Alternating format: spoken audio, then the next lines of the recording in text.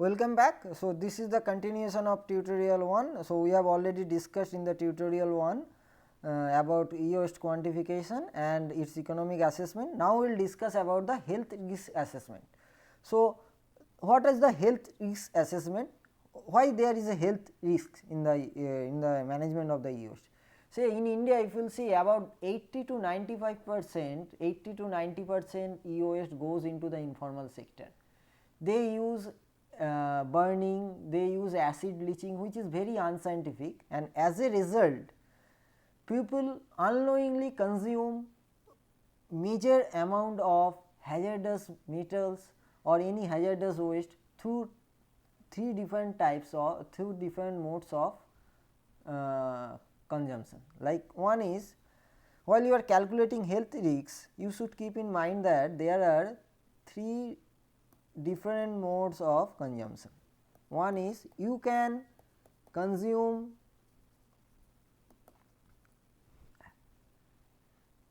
pollutant or heavy metals or any other polyaromatic hydrocarbon or persistent organic pollutant which is generated due to insufficient burning of e-waste, through inhalation. Okay. So, you through inhalation every day we can consume, or actually through inhalation we are consuming lot of pollutant. Second is ingestion. What is ingestion? Through oral intake. You are taking drinking water, we are taking food. So, through ingestion, through food, through water, we are consuming also pollutant. Third is dermal contact. Through our dermal contact, we are also getting the effect of pollutant. Basically, principal mode is inhalation, ingestion. Most of the disease in India happens because of these two modes, inhalation and ingestion. So, now we will come to the our topic.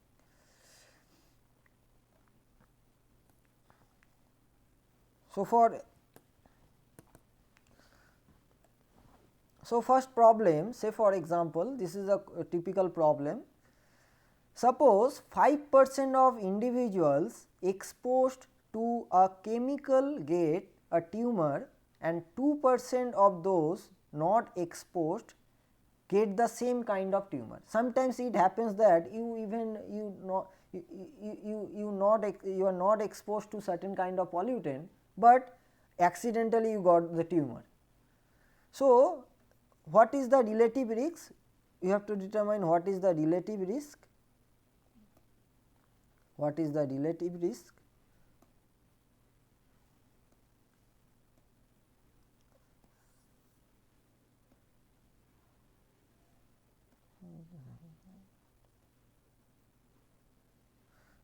So, what is the relative risk?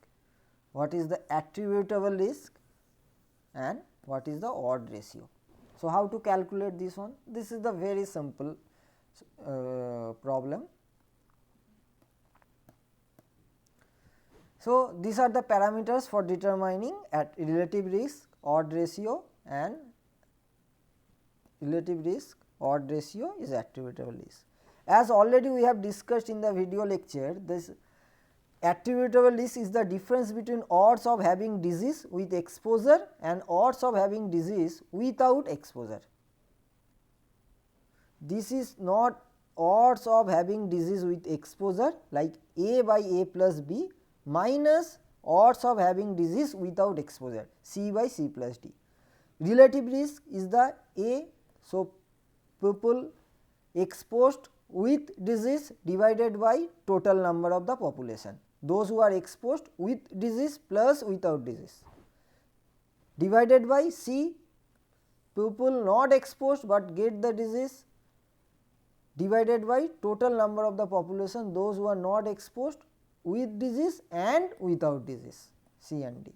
And odd ratio is similar to the relative risk. See, if you rearrange this formula, so A by B divided by C plus D, it will come AD by BC.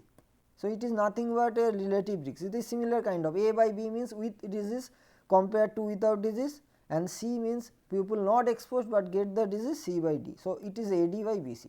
So, this way you have to formulate 2 by 2 matrix, and then you have to calculate the relative risk, odd ratio and attributable risk. So,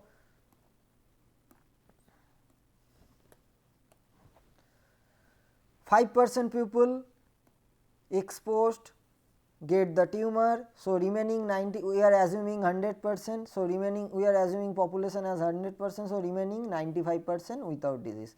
Similarly, people not exposed but get the tumor is 2%. So, remaining is 98%. So, this is your A, this is your B, this is your C, this is your D. So, you prepared a 2 by 2 matrix nicely and you marked all the notation along with the values. So, what is the relative risk? What I told you already, A,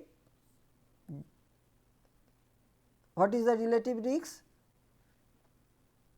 A by A plus B divided by C plus D. A by A plus B divided by C plus D. So, we got 2.5. This is the high relative risk. What is the odd ratio? A into D divided by B into C. Okay. Now, what is the attributable risk? A by difference of odds having diseases minus not having diseases, C by C plus D. This way, this is the very simple calculation. You can calculate the relative risk, odd ratio and attributable risk. Next, we are going to another kind of problem. Okay. So, in the question 2, suppose drinking water contains 2 milligram per liter of arsenic. We are consuming drinking water. If you will see, go to the in West Bengal area, if you will go to the Nadia district or Murshidabad district, there are a lot of problem in the arsenic. They are facing lot of health problems due to arsenic content in the water. So, suppose drinking water contains 2 milligram per liter arsenic, a 70 kg adults, we have assumed the weight of the adult is 70 kg. It can vary also. For me, say for your case it could be 35, for child it could be 10, sorry.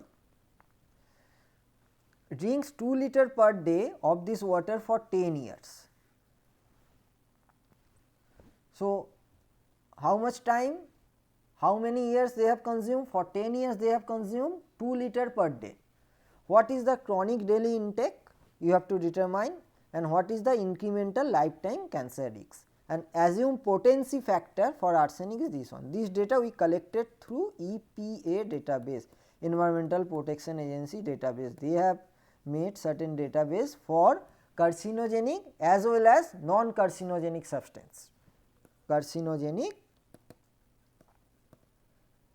as well as non-carcinogenic substance. Now, one thing you should know before starting of the solution, what is carcinogenic substance, what is non-carcinogenic substance, what is the difference between these two.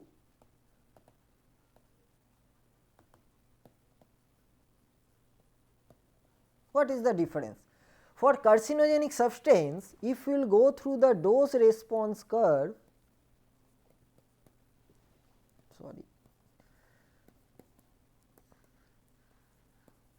dose response curve, you will see it will start from the origin.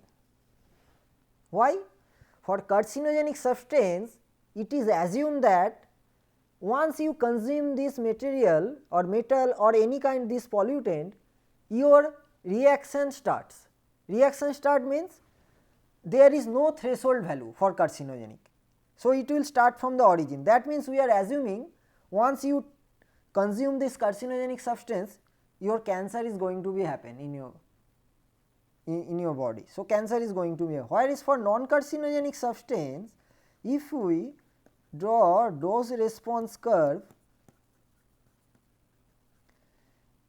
it will be like this, means there will be a reference dose, there will be NOAEL no observed adverse effect level, then AL low observed adverse. These things are already discussed during the video lecture. So, I am not discussing again.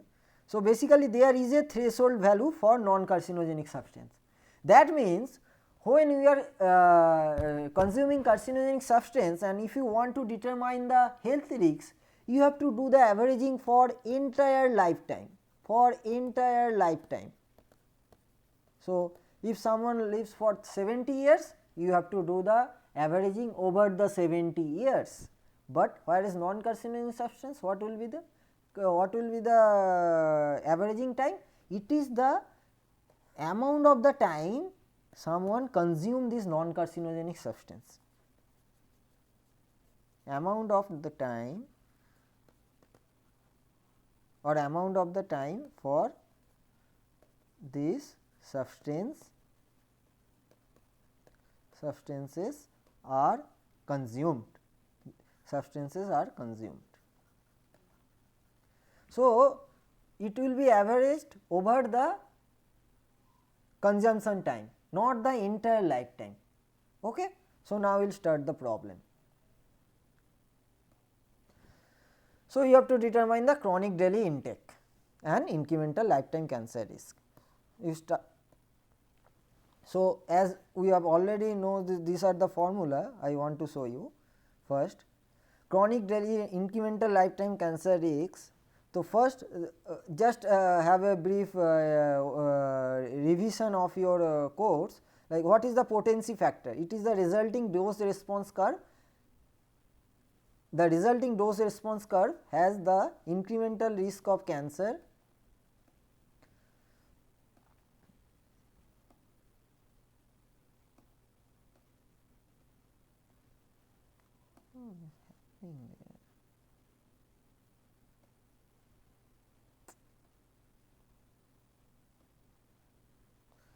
So, the resulting dose response curve has the incremental risk of cancer on the y axis and the lifetime average daily dose on the x axis. So, in the x axis there will be a dose and in the y axis there will be a response. So, in the x axis there will be dose and in the y axis there will be response. Okay.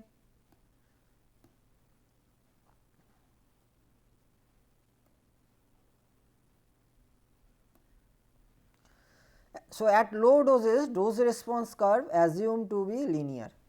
At low doses dose response curve assumed to be linear. The slope of the dose response curve is called the potency factor. So, potency factor can be determined incremental lifetime cancer risks divided by chronic daily intake. So, chronic daily intake, see these are the important assumption for chronic daily intake. This is the averaging over the entire lifetime, because in this case we are determining the carcinogenic risk due to consumption of arsenic, So, slope of the dose response curve is called the potency factor and potency factor is determined due to incremental lifetime cancer risk divided by chronic daily intake. Okay. So,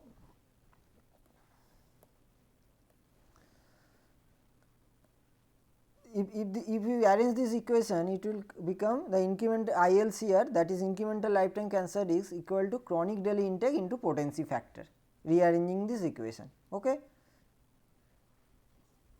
So, potency factor is found from the EPA database of the toxic substance, and one thing you should keep in mind, that while calculating the risks for cancer or carcinogenic substance, you should average the dose over the entire lifetime.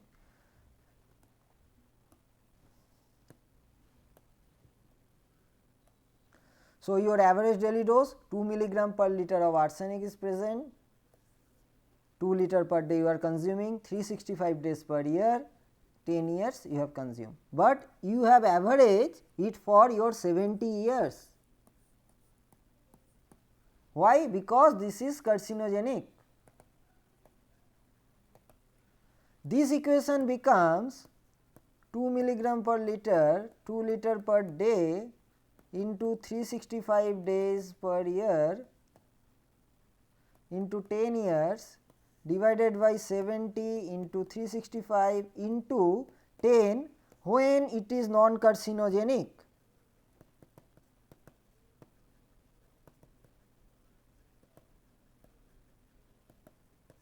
Okay. And this which amount, which substance is carcinogenic, which substance is non-carcinogenic, that already Environmental Protection Agency has developed some database. Also we can determine based on the animal studies and human study that is shown in the lecture, video lecture.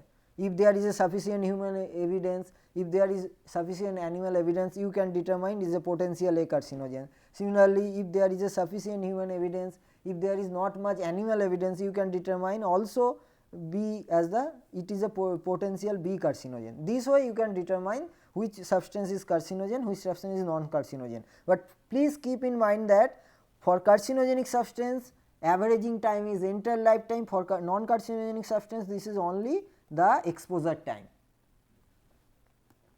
So, this way you can determine this is your chronic daily intake. Now, incremental lifetime cancer risk is simple, but chronic daily intake into potency factor. Now, this is your incremental life, which is quite high, 10 to the power minus 6. See, 10 to the power minus 6 is the reference level. In this case, there is a high chance of cancer if the concentration of the arsenic in the water is 2 milligram per liter. Okay. So, we are going to the next problem.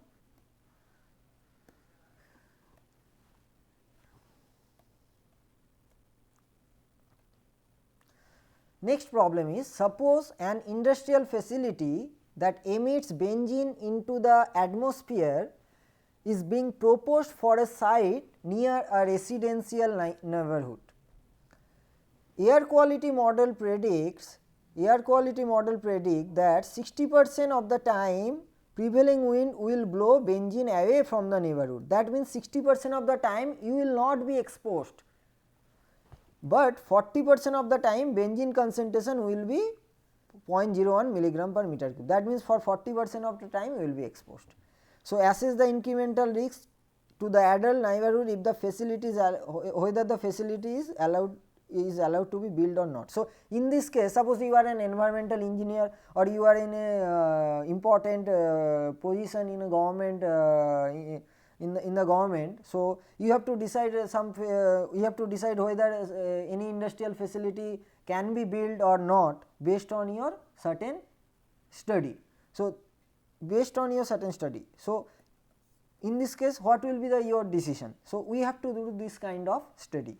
So, you have to look at the weather, what is the velocity of the wind, what is the direction of the wind blow, whether it is coming from the northeast, whether it is coming from the east west, up to what time it will blow away the pollutant, up to what time it will not blow away this pollutant. So, this way you have to determine lot of factors, and ultimately you have to decide whether this facility is allowed to build or not. Now, remaining data, assume exposure frequency 350 days per year for the problem, exposure duration 30 year, and per day inhalation volume 20 meter cube. So, you are assuming 20 meter cube per day we are breathing, 20 meter cube per day air we are breathing per day, 20 meter cube air. So, what is the, this is the similar, first you have to determine the chronic daily intake. So, what is the chronic daily intake? Just average daily dose divided by body weight. Again this is for same, because this is a average over the entire lifetime 70 years. So, this way initially we have done it for the oral factor, like we have seen that what example for the water. Now, we are looking at air. So, this much milligram per cubic meter benzene is present, this much you are consuming per day, this much air we are breathing per day, 365 days per year into 30 years, sorry this will be 350, there is a mistake, this is 350 because exposure duration is 350. Then divided by 70 kg, this is the total air and this is your entire lifetime. So, this now comes CDI comes as 0.0047 00047. Similarly, you determine the incremental lifetime cancer is this is 1.3 into 10 to the power minus 5, which is also greater than 10 to the power minus 6. So, what is our result? Risk is higher than the acceptable level. So, the facility should not be built as it being proposed. So, in this case you are giving a negative indication that this facility cannot be built because there is a high chance of cancer for those people, those who are living in the vicinity of the facility. Okay. Now, we will be going to the next problem.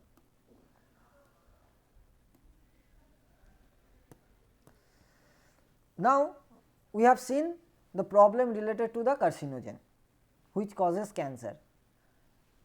Now, we are coming to the problem related to the non-carcinogen. Non-carcinogen also can cause cancer, but after a reference dose. That is why we have averaged it over its exposure, over its duration of exposure. Say for example, look at this problem. Suppose drinking water contains 0.01 milligram of tetrachloroethylene C2H2Cl2. A 70 kg adult drinks 2 liter per day of this water for 10 years. Does the hazard index suggest that this was a safe level of exposure? Assume reference dose is 0.01 milligram per kg per day, and what will be the HI if hazard quotient for toluene is 0.14. So, what is the solution?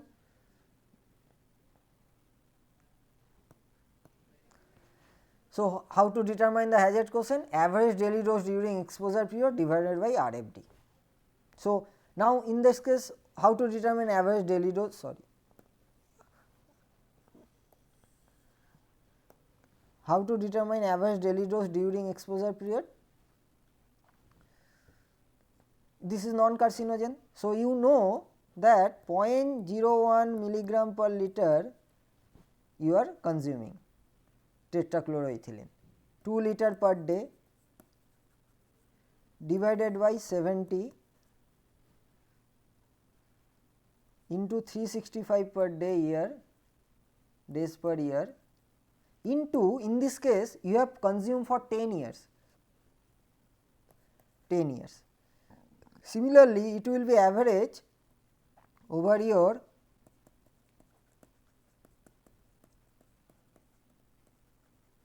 days per year into 10, it will be average because this is non-carcinogen. So, this will vanish. So, remaining, if you will see the equation, sorry 1 minute, this would not be there, 70 years not be there, this is what. So, this way if you will see the equation 0.01 milligram per liter into 2 liter per day divided by 70, because we have averaged over its duration of exposure, we have not taken 70 years which is entire lifetime. Now, divided by RFD which is 0.01 milligram per kg per day, this way you will get hazard quotient 0.029 which is less than 1. So, does the hazard index suggest? So, what is the question?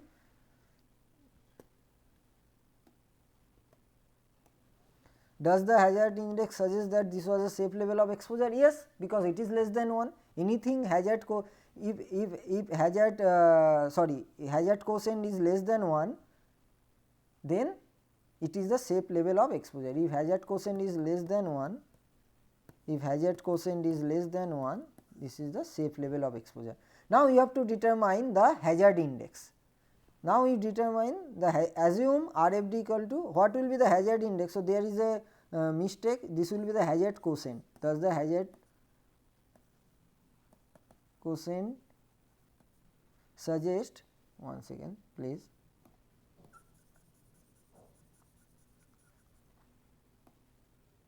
QUI, thus the hazard quotient suggests that this was a safe level of exposure. Yes. Now, as you what will be the hazard index if hazard quotient for toluene is 0.14? Hazard index is nothing but hazard quotient for, say, for tetrachloroethylene plus hazard quotient for toluene. So, what will be the hazard index? It is 0.14 for toluene plus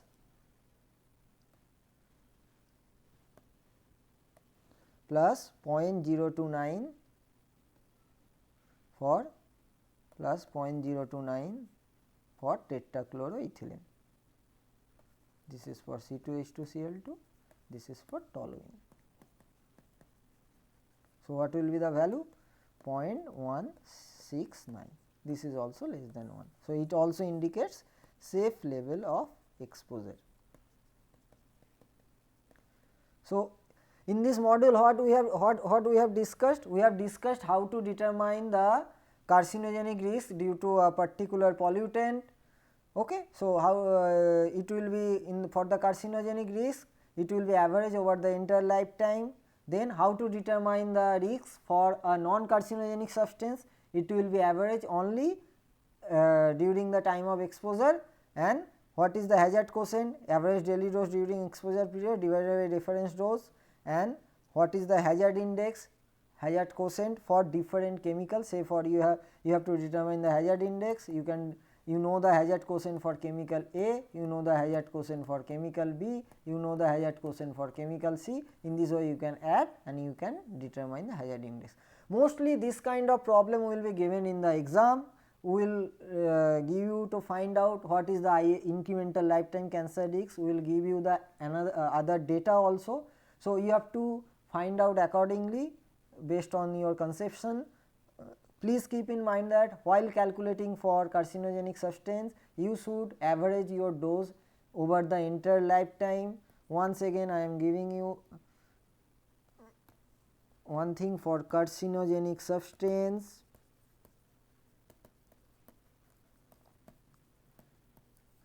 Average over entire lifetime. For non-carcinogenic substance,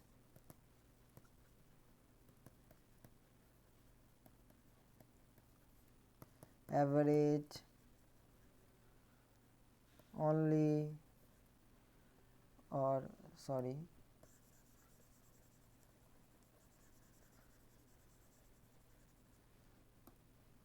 consider only the time of exposure. So, these are the two major things, and another is determination of attributable risk. Attributable risk, odd ratio and relative risk. This is also important. So, major important things for the exam. First is determination of attributable risk, odd ratio and relative risk. Next is determination of CDI, chronic daily intake, and ILCR, incremental lifetime cancer risk. Third, determination of hazard quotient, hazard index, and average daily dose. Hope this discussion will able to clear your doubts. Any problem if you will face, please reply in the forum. We will give our answer to in the forum. Thank you very much for watching this tutorial.